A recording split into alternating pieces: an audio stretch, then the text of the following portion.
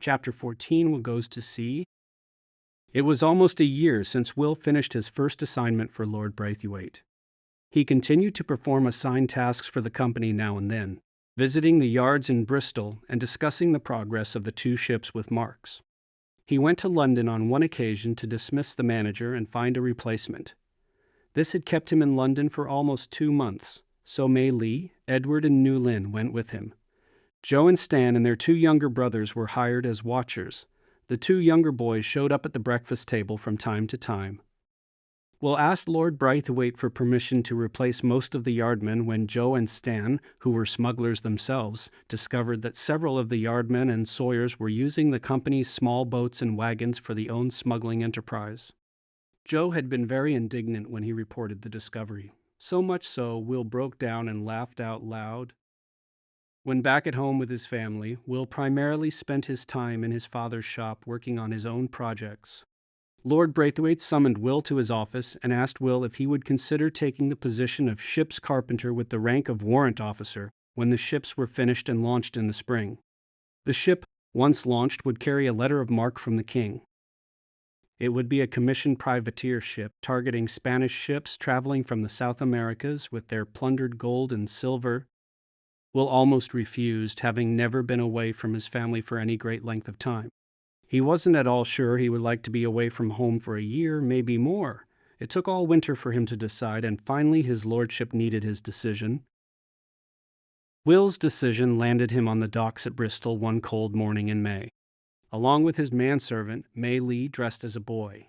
They boarded the long boat along with his tool chest, complete with the special tool his father made using the new steel. The chest was also unique, designed and built by Will and his father with Mai Li's help. The chest was not your normal wooden chest that every ship's carpenter carried along. It was made from carefully prepared thin sheets of hard wood that had taken days to shave to the right thickness and fit together in a honeycomb of secret compartments. The hidden compartments held Will's metal copies of the 8 books of Fate and Wisdom, some gold and copper coins, several knives, weapons, and Will's most prized possession, a gold locket with a picture of his mother. It would float even fully loaded. This was William's idea, as he feared 2 things: the loss of tools, which had happened to him on one occasion, but most of all he feared his son would drown if the ship sank. The 3 of them created patterns designed from the 8 books of Fate and Wisdom to create this unique chest of unequaled craftsmanship. Once fabricated, each piece was polished, well waxed, and fitted together. The primary compartments were fitted with waterproof tin boxes to protect the hidden objects within. Along with this beautifully crafted chest and tools of his trade, Will and Mai Li went to sea. They were steadily rowed by ship's hands toward the privateer ship. The name of the ship was Windsong, the name chosen by, of all people, his lordship's daughter, the young girl his father had saved and whose wedding Will had attended only a few years before. For 2 days they sailed west-southwest in fair weather, and on the 3rd day sails were sighted and the flag was run up.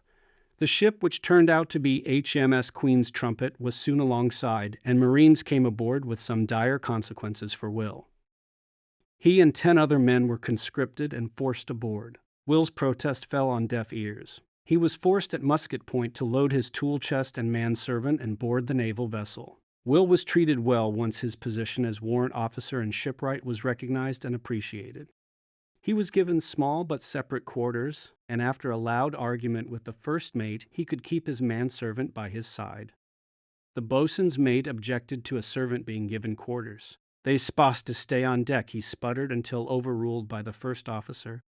For the next 2 months, things became routine as they crossed the Atlantic, Will performing the duties of ship's carpenter and Mai Li keeping watch over him. On the 64th day of the voyage, they reached the Keys of Florida and went into the Gulf to hunt the pirates they had been sent to find and destroy. 2 days into the Gulf, a small harbor was sighted and the command to drop sail and set anchor was given.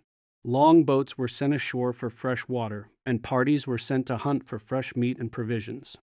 Will was allowed ashore with Mai Li, who immediately started to gather plants. Some she recognized and some she didn't, but wasn't sure when another opportunity would present itself to collect plants for cooking and for medicines. She would check the properties of the plants and catalog them. Will was just glad to be on solid ground. His legs felt strange without the ship's movement beneath them for the first time in months.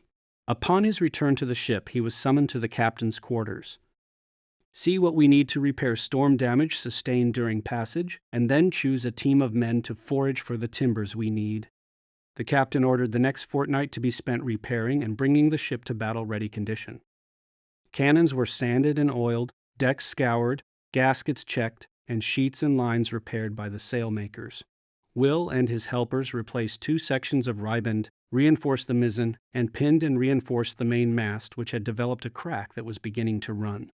Will was standing, admiring the work on the main mast just completed by his small team of carpenters, and thinking of his report to the captain. He felt the mast was going to continue to deteriorate and would need to be replaced, but this would require some major time. This, he thought, would not please the captain, but he would report it anyway. Standing there looking up, he heard a loud report. Having never heard cannon fire except from within the ship, he didn't recognize it as such. He turned to see where the noise had come from. Ensign Wallace and Ensign Riggs, who had been part of his team, dove to the deck. The riband he had just repaired blew into 100 pieces. A second report, and the mizzen mast was blown apart about halfway up. Will swore and said, "That's going to take a while to repair." Just then something flew across the deck and tackled him at the knees, driving him to his stomach. Mai Li had come on deck from their quarters as soon as she heard the first report. She had seen Will just standing there while everyone else was diving for cover.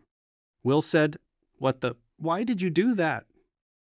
"Cannon fire," answered Mai Li, and directed his attention to the ship moving toward them at full speed, firing volley after volley. Will finally realized they were under attack, just as another explosion hit the deck very near him and everything went black.